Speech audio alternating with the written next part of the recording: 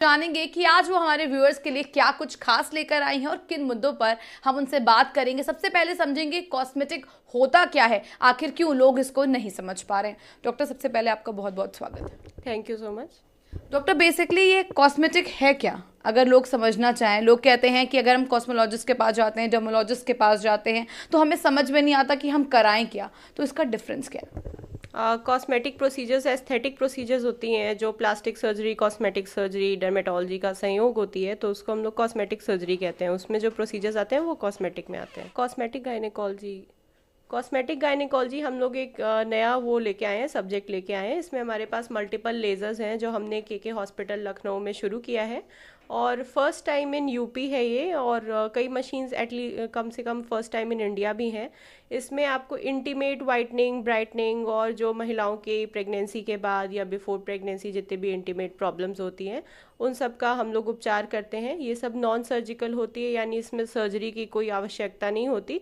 जैसे कि आपका फ्रैक्शनल CO2 लेज़र और फोटोना लेज़र, इंटीमेट लेज़र्स, ये सब लेज़र्स हैं जिसके थ्रू 2 से 3 सेशन या एक सेशन में आपको non surgical vaginal tightening, intimate whitening through peels, ये सब मिल जाएंगे। तो क्या अगर जैसे प्री और पोस्ट प्रेगनेंसी देखा गया है कि टमी थोड़ा सा लटक जाता है, वो तो क्या इसमें ये भी सॉर्ट आउट हो सकता है? हाँ, ये आपने बहुत अच्छा क्वेश्चन किया। अक्सर जितनी फीमेल्स आती हैं उसी प्रॉब्लम से आती हैं। इसके लिए हम लोग fractional CO2 laser, MNRF threads, ये सब यूज़ करते हैं। इससे हम लोग कंप्लीट मॉमी मेकओवर करते हैं। ये 3 मंथ, 6 मंथ्स, 1 मंथ पे लास्ट करता है। इतने लंबे इसके प्रोसीजर ड्यूरेशन सेशंस होते हैं।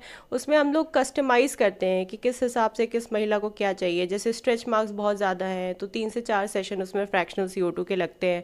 अगर लगता है कि बहुत ज़्यादा डार्क आपके स्ट्रेच मार्क्स हैं तो उसमें हम लोग परमानेंट मेकअप भी कर सकते हैं। और क्या क्या क्राइटेरियाज होते हैं इसमें डॉक्टर सपिका, कि जिस तरीके से हम अपनी बॉडी को वापस वैसे ही शेप में ला सकते हैं जैसे हम चाहते हैं?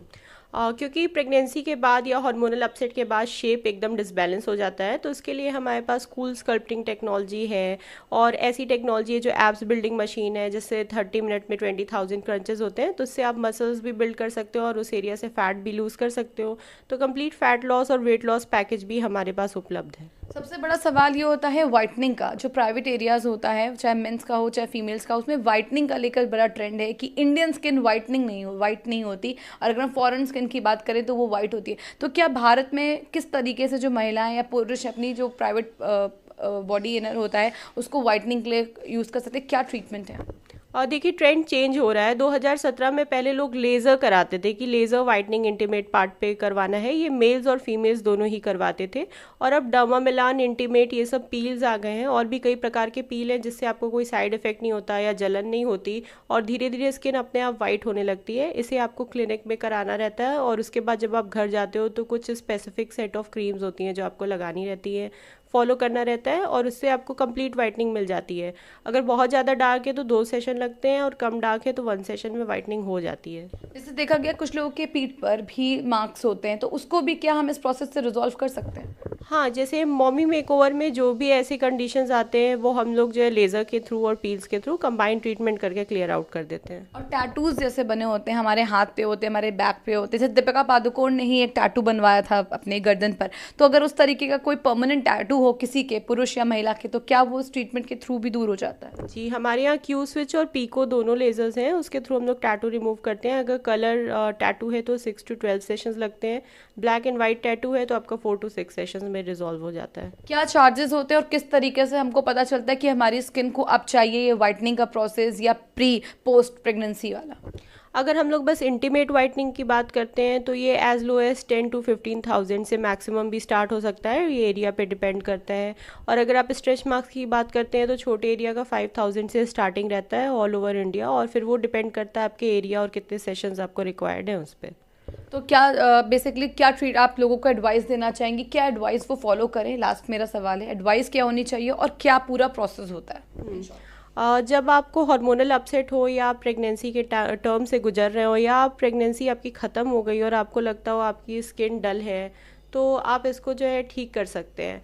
और इसको आप किसी भी कॉस्मेटिक गायनेकोलॉजिस्ट या फिर डर्मेटोलॉजिस्ट से ठीक करवा सकते हैं जिसके पास गायनेकोलॉजी की ट्रेनिंग्स हो और जो इसमें डील करता हो। इसमें आपके लेज़र, पीस, थ्रेड्स, वाइटनिंग ट्रीटमेंट सब कुछ आएंगे। इवन जो हमें लगता है कि हम सर्जिकल प्रोसीजर से ही, जैसे छींक से पेशाब आना या फिर प्रोलैप्स की समस्या, इन सब से आपको छुट्टी एक बार के नॉन सर्जिकल ट्रीटमेंट के थ्रू मिल सकती है। तो लेज़र का उपयोग करें। Thank you so much doctor.